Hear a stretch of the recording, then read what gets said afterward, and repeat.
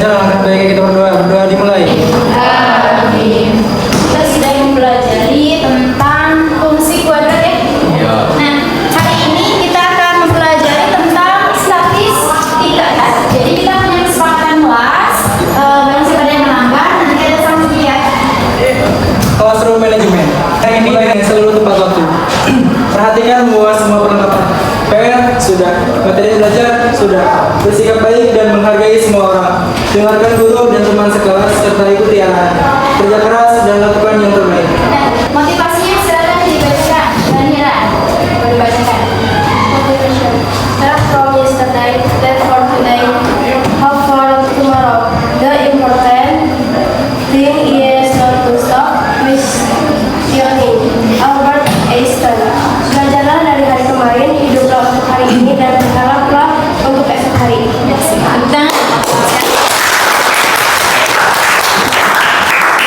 Tujuan pembelajaran hari ini ada membedakan berbagai macam jenis data serta membuat grafik yang sesuai dan mempresentasikan data tersebut serta melakukan analisis data untuk pengambilan kesimpulan. Dua, menggambar dan menginterpretasikan histogram diagram garis belakang di sebuah. Pernahkah kalian membuat diagram batang atau diagram lingkaran? Benar. Gimana cara mengajarkannya? Ada sumbu apa? Sumbu X dan sumbu Y. Nah, pemahaman bermakna. Yang pertama, apa sih gunanya diagram lingkaran atau diagram batang?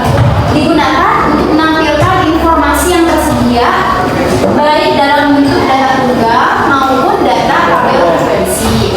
Yang kedua, data tembaga sederhana tersebut bisa diperoleh ukuran adanya median modulus yang dapat memberikan gambaran tentang kumpulan data tersebut. Materi pelajaran diagram batang. Ada yang tahu apa itu diagram batang? Cuk. Apa itu?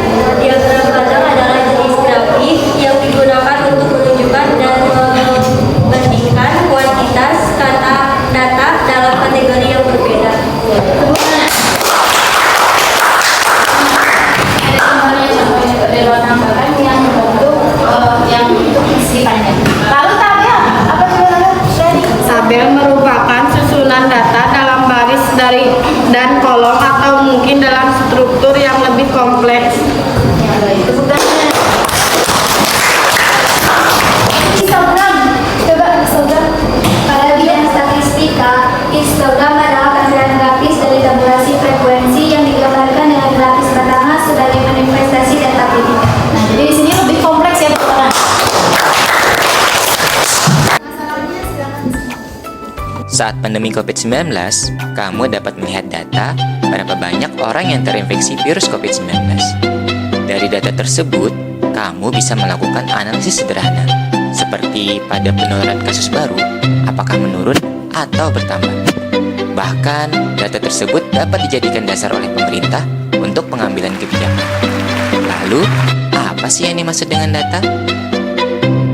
Data adalah fakta atau angka-angka yang dikumpulkan, dianalisis, dan diringkas untuk disajikan. Contohnya seperti data penularan COVID-19 tadi. Nah, dari definisi data itu sendiri, kita jadi tahu kalau sebuah set data itu pada akhirnya akan membutuhkan penyajian data. Lalu, apa yang dimaksud dengan penyajian data? Penyajian data adalah upaya untuk menampilkan atau memaparkan data yang didapatkan secara visual. Adapun tujuannya adalah untuk mempermudah proses pemahaman dan analisis data yang jumlahnya banyak. Lalu, bagaimana cara menyajikan data itu?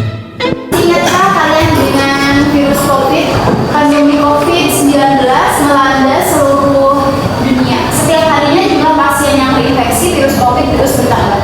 Pada tabel berikut, kalian dapat melihat rata-rata pertambahan pasien baru COVID-19 setiap minggunya di provinsi DKI Jakarta. Nah, untuk menyelesaikan permasalahan hari ini, Ibu bagikan kelompok seperti kelompok yang kemarin ya, yang bukan gaya belajar tapi yang sebelumnya. Silakan boleh bergabung 4 orang. Kelompok.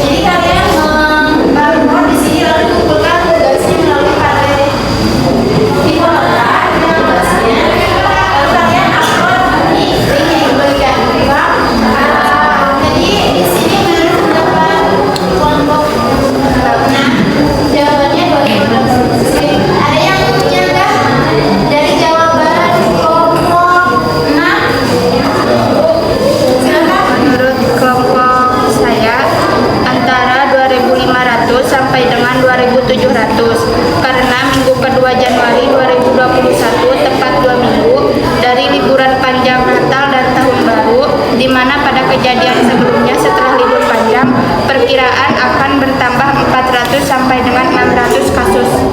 Ya baik. Jadi menurut kelompok 1 itu rata-rata pertumbuhannya masih signifikan karena ada libur Natal dan Tahun Baru ya. Jadi setelah COVID-nya mereda di minggu ke-5 Desember. Jadi naik lagi. Ya, menurut kelompok 1 ada ya asumsi lain, pendapat lain silakan. Ya, presentasi dari kelompok kami. Assalamualaikum warahmatullahi wabarakatuh. Waalaikumsalam. Terima kasih untuk kelompok. Assalamualaikum warahmatullahi wabarakatuh. Waalaikumsalam warahmatullahi wabarakatuh. Yang berikut menunjukkan waktu yang ditempuh oleh para atlet di Olimpiade 1998 cabang lintas alam 10 km.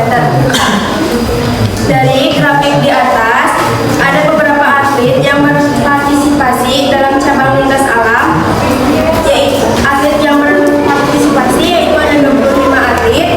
Ada berapa negara yang berpartisipasi dalam cabang ini?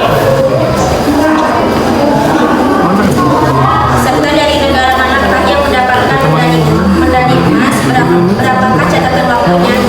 Samakan yang lainnya ya, barangkali ada yang berbeda pendapatnya, silakan boleh ditanyakan. Nah, untuk gambar historianya nanti kalian buat di Excel dan diupload di tablet ya. Sekian dulu. Susunan mata-mata pada histogram dari data-data yang ada.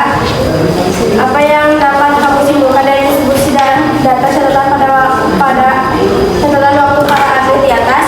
Mayoritas atlet berlari dengan waktu di bawah 31 menit. Hampir tidak ada atlet yang berlari dengan waktu lebih dari 39 menit. Saya kelompok 3, apakah ada pertanyaan? Tidak ada? Tidak ada, silakan. Sekian dari kami. Wassalamualaikum warahmatullahi wabarakatuh. Waalaikumsalam warahmatullahi wabarakatuh. Kami dari kelompok 7 presentasikan aktivitas dan sering bermain game online sehingga nilai kuis matematikanya jelek. Orang tua Dani melarang Dani untuk bermain game online sampai hasil nilai kuis matematika Dani berubah secara signifikan. Guru matematika Dani setiap minggu memberikan kuis matematika dengan nilai tertinggi 100. Dani membuat grafik batang untuk menunjukkan kepada orang tuanya bahwa nilai kuisnya sudah membaik dalam 5 minggu terakhir. Panjang batang nilai kuis 5 Dani 3 kali lebih tinggi dari panjang batang nilai kuis satunya. Apakah nilai kuis 5-nya 3 kali dari nilai kuis satunya? Kenapa ini dibesarkan? Karena dari